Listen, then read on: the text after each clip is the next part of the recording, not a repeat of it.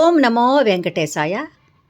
రేపు సంభవిస్తున్న చంద్రగ్రహణం పెద్దగా మనం భయపడాల్సిందేమీ కాదు. సాధారణమైనటువంటి చంద్రగ్రహణం పాక్షిక చంద్రగ్రహణం.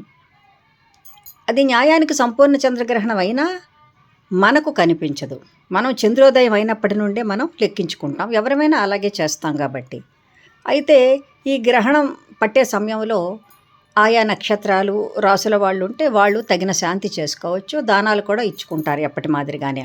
ముఖ్యంగా ఆ మరునాడు శివాలయాలకు వెళ్ళి శివదర్శనం చేసుకోవడం చాలా విశేషమైనటువంటి విషయం. ఏమైనా దోషాలుంటే పూర్తిగా నివారింపబడతాయి. శివదర్శనం తర్వాత విష్ణు ఆలయాలకు కూడా వెళ్ళి స్వామివారి దర్శనం కూడా చేసుకోవచ్చు. అయితే చాలామంది అడుగుతున్న విషయం ఏమిటంటే, గ్రహణం పూర్తయ్యేటప్పటికే చాలా సమయం పడుతుంది, కొంచెం ఇంచుమించు రాత్రి కావస్తుంది కాబట్టి, ఆపై మంగళవారం కాబట్టి మంగళవారం శుక్రవారం పూజా గృహాన్ని మనం శుద్ధి చేసుకోము. పులికాపు అంటాం.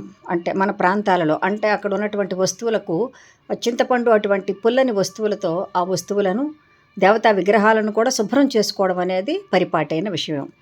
అవన్నీ ఈ సాయంకాలం చేసుకోవచ్చా అనే సందేహం చాలామందికి కలుగవచ్చు.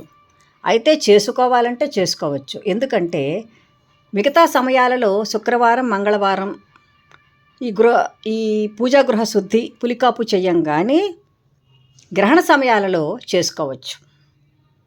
వీలు లేదనుకోండి, మరీ రాత్రి అయిపోతుంది, మళ్ళీ వంట చేసుకోవాలి, అవన్నీ ఉంటాయి, టిఫిన్ చేసుకొని తినడం అవన్నీ ఉంటాయి కాబట్టి ఇంకా అప్పటికి ఆ ప్రయత్నాన్ని విరమించుకొని అప్పుడు మనం పూజ చేసుకోవాలనుకున్న వాళ్ళు తప్పనిసరిగా చేసుకోండి. లేని వాళ్ళు ఆ మరునాడు బుధవారం ఉదయాన్నే మళ్ళీ తలస్నానం చేసుకొని యథావిధిగా పులికాపు పూజాగృహ శుద్ధి అవన్నీ కూడా చేసుకోవచ్చు.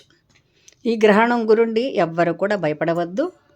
చక్కగా ఈ గ్రహణ సమయంలో భగవన్నామస్మరణతో చక్కగా మంచి మంచి స్తోత్రాలతో సమయాన్ని సద్వినియోగం చేసుకోండి.